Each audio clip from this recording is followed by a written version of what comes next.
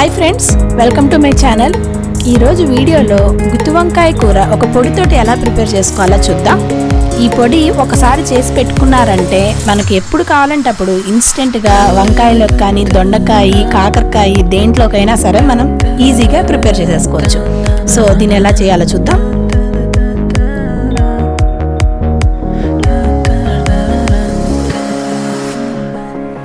కావలసిన పదార్థాలు: చిన్న లేత వంకాయలు 1/2 కిలో దాకా తీసుకున్నాను, అల్లం వెల్లుల్లి, పసుపు, పచ్చిశనగపప్పు, జీలకర్ర,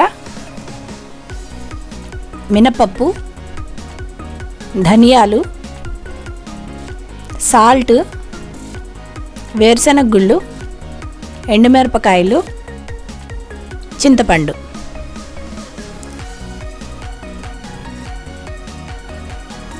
ఇప్పుడు దీంతో ఎలా ప్రిపేర్ చేసుకోవాలో చూద్దాం. ముందుగా ఒక బౌల్ తీసుకొని దాంట్లో నీళ్లు వేసుకొని కొంచెం పసుపు, ఉప్పు వేసుకొని పెట్టుకుందాం.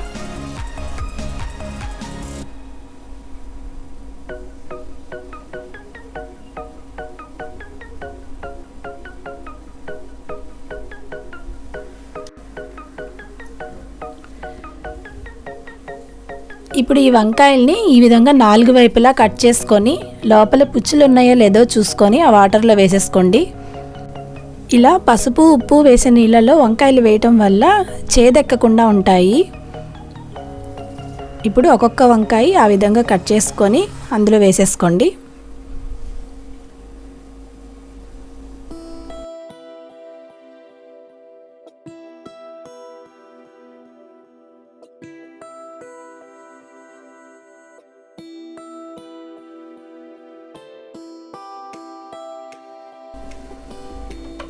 ఇప్పుడు స్టవ్ ఆన్ చేసుకొని కడాయి పెట్టుకొని 2 స్పూన్స్ ఆయిల్ వేసుకోండి. ఆయిల్ వేడైన తర్వాత ఒక 1/2 కప్పు దాకా వేరుశనగ గుళ్ళు వేసుకోండి. ఇవి బాగా వేయించండి.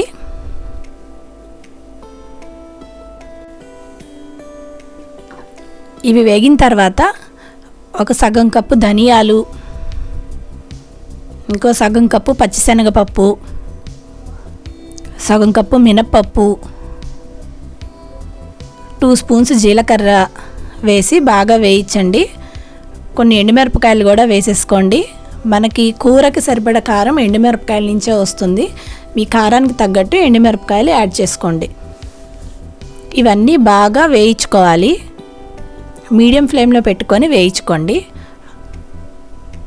ఇవి బాగా వేగిన తర్వాత కొన్ని ఎండు కొబ్బరి ముక్కలు, ఒక 5-6 వెల్లుల్లి, చిన్న అల్లం ముక్క, కొంచెం చింతపండు కూడా వేసుకొని ఒకసారి కలుపుకొని దీన్ని ఇంకా స్టవ్ ఆఫ్ చేసేసుకుందాము.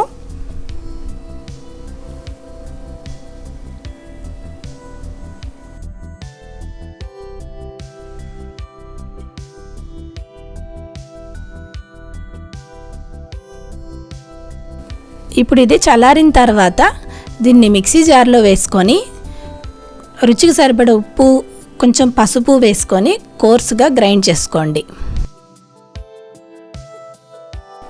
ఈ గ్రైండ్ చేసుకున్నదంతా ఒక ప్లేట్లో వేసుకొని ఇక్కడ ఉప్పు, కారం సరిపోయిందా లేదా మనం రుచి చూసి తెలుసుకోవచ్చు. ఒకవేళ ఉప్పు సరిపోకపోయినా కొంచెం యాడ్ చేయండి. మనం వేసుకున్న ఎండుమిరపకాయలు కారం సరిపోకపోయినా కొంచెం పచ్చికారం యాడ్ చేయండి, బాగుంటుంది. ఇప్పుడు దీన్ని మనం కట్ చేసి పెట్టుకున్న వంకాయల్లో కూరేసుకుందాము. ఇలా చేసి పెట్టిన పొడి ఎయిర్ టైట్ డబ్బాలో పెట్టి ఫ్రిడ్జ్లో పెట్టుకుంటే 1 వీక్ 10 డేస్ పాటు ఈజీగా నిల్వ ఉంటుంది. ఇది కాకరకాయలో కూడా చాలా బాగుంటుందండి ఈ పొడి. ఇలా చేసి పెట్టుకొని ఎప్పుడు కావాలంటే అప్పుడు ఇన్స్టెంట్గా మనం కర్రీస్ ప్రిపేర్ చేసేసుకోవచ్చు. ఈ విధంగా అన్ని వంకాయల్లోకి పొడిని స్టఫ్ చేసేసుకున్నాము. ఇప్పుడు ఇంకా నెక్స్ట్ ప్రాసెస్ చూద్దాం. ఇప్పుడు స్టవ్ ఆన్ చేసుకొని ఒక కడాయి పెట్టుకొని కొంచెం ఆయిల్ వేసుకోండి.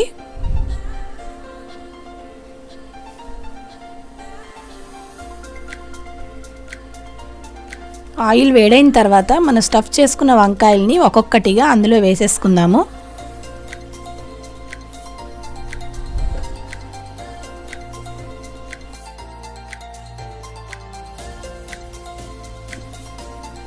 ఇలా అన్ని వంకాయలు అందులో వేసుకున్న తర్వాత మీద నుంచి ఒక 2-3 స్పూన్స్ ఆయిల్ వేసుకోండి. మనం పొడిలోనే ఉప్పు వేసుకున్నాము, వంకాయలకి ఉప్పు ఉండదు కాబట్టి మీద నుంచి కొంచెం ఉప్పు రుచికి సరిపడా చల్లుకోండి. కొంచెం పసుపు కూడా అదే విధంగా చల్లుకొని ఇప్పుడు వంకాయల్ని అటు ఇటు టర్న్ చేసుకుంటూ వేయించుకోండి.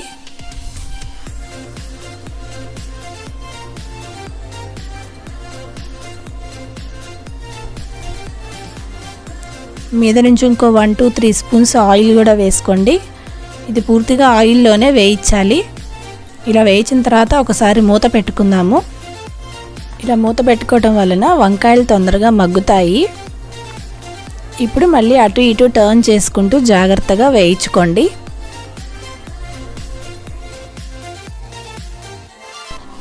ఇప్పుడు ఆ మిగిలిన పొడి మొత్తాన్ని ఇందులో చల్లేసుకొని వేయించుకోండి.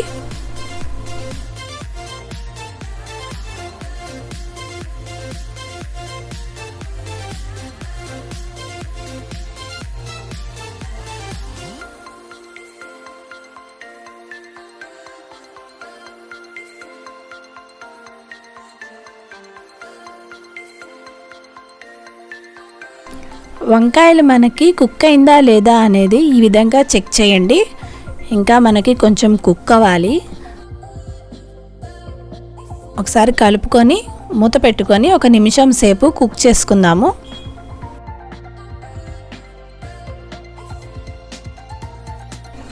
ఇప్పుడు మీద నుంచి కొంచెం కొత్తిమీర చల్లుకొని స్టవ్ ఆఫ్ చేసేసుకోండి.